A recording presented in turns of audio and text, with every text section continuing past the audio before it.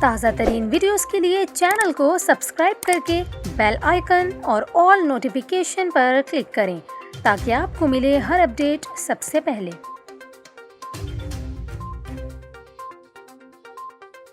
اور یہاں پر آپ کو خبر دیں، 1 سے 5 جولائی تک کراچی، حیدرآباد، بدین اور ٹھٹھہ میں موسلا دھار بارشوں کا امکان ہے۔ پی ڈی ایم میں سندھ نے متعلقہ اداروں کو ایڈوائزری جاری کر دی، جس میں 3 سے 5 جولائی تک کراچی اور حیدرآباد میں اربن فلڈنگ کا خطرہ ظاہر کیا گیا ہے۔ پی ڈی ایم اے کا کہنا ہے کہ انتظامیہ ممکنہ اربن فلڈنگ اور دیگر خطرات سے نمٹنے کے لیے تیار رہے۔ نکاسیاب کے لیے مشینیں اور عملے کی موجودگی کو یقینی بنایا جائے۔ ضرورت مند افراد کی مدد کے لیے ایمرجنسی ہیلپ لائن، اسپتالوں میں بجلی کی مسلسل فراہمی کے لیے جنریٹر اور دیگر انتظامات کیے جائیں۔ اس کے علاوہ پی ڈی ایم اے نے ماہی گیروں کو 3 سے 5 جولائی تک سمندر میں جانے سے گریز کی ہدایت کی ہے۔